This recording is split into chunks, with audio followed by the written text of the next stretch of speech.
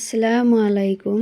Hello বন্ধুরা, সকাল সকাল ঘরের সমস্ত বাসি কাজ ছেড়ে চলে গেছি খেতে।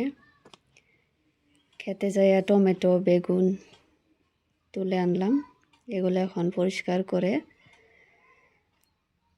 তারপর বাজারে দেওয়ার জন্য ব্যাগে তুলে রাখবো। পারভিন কিচেন অ্যান্ড ব্লগ চ্যানেলে আপনাদের সবাইকে ওয়েলকাম। আমি পারভিন।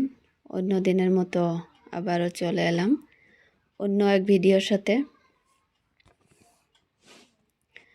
খেতে থাকি টাটকা কুমড়ো শাক তুলে এনেছি, আর কিছু বাজার শেষ হয়ে গেছে, সে বাজারগুলো এনেছে। এগুলা পরিষ্কার করব, গুছিয়ে রাখবো। যে যেখান থেকে আমার ভিডিওটা দেখছেন, দেশ এবং বিদেশ, আশা করি সবাই ভালো আছেন, ভালো থাকবেন, সুস্থ থাকবেন। দোয়া করি সবার জন্য, আপনারাও আমাদের জন্য দোয়া করবেন।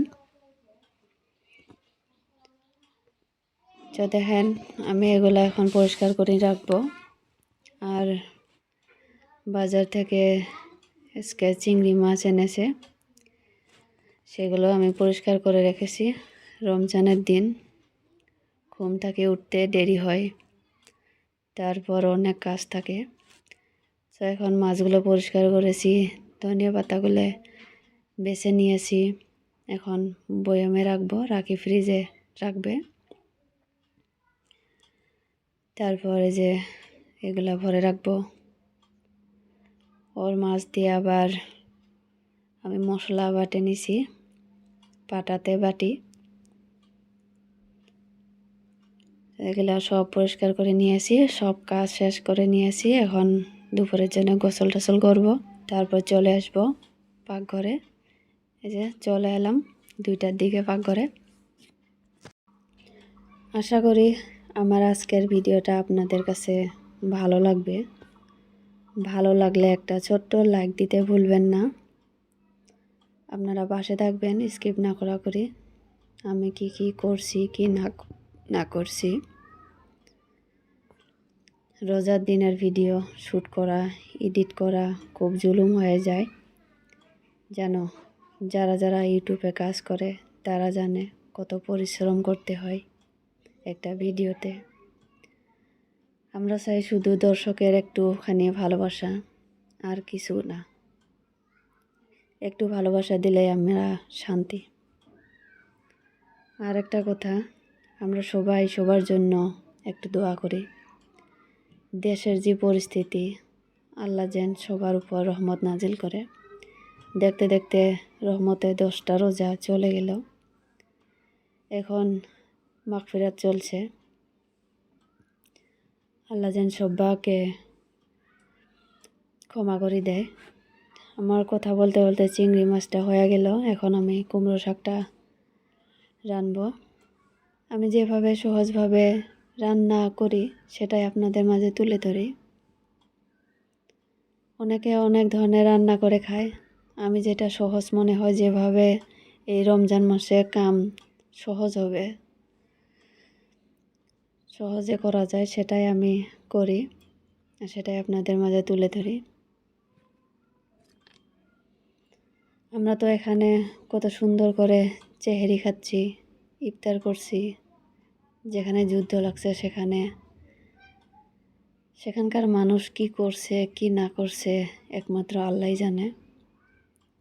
আমি অন্য একটা চুলায় বিরিয়ানির চাউলটা ভাজি নিয়েছি, এখন কুকারে দিয়ে দিব। এই রমজান মাসে আবার ছোট মাছ এনেছে, সেগুলো পরিষ্কার করতে হবে। এই রমজান মাসে আল্লাহ যেন এরকম লাগে যেন নারীদের যদি আল্লাহ আরও 2টা হাত বেশি করে দিত, তাহলে আরও বোধহয় শর্টকাটে কাম করা যেত, হয় না? তো কথা বলতে বলতে মাছটাও পরিষ্কার করে নিয়ে নিব। রমজান মাসের জন্য সবাই জানে কীরকম পরিশ্রম করতে হয়।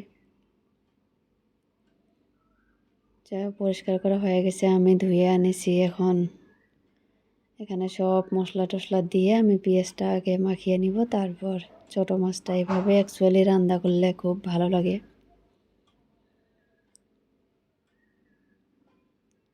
হয়তো আপনারাও অনেক ধরনের রান্না করে খায়,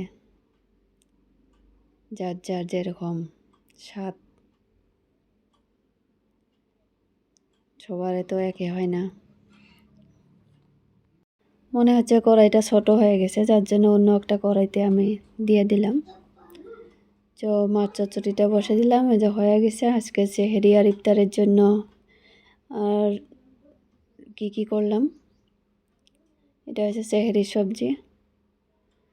আর একটা কথা, আমরা গ্রামের বউরা যেভাবে টাকা জমাই আর কি, সঞ্চয় করি, এই যে বেগুন বেচাইতে দিছিলাম বিক্রি করতে, সেগুলো বিক্রি করার পর এগুলা টাকা পেয়েছি, দেখি কতখানি হয়।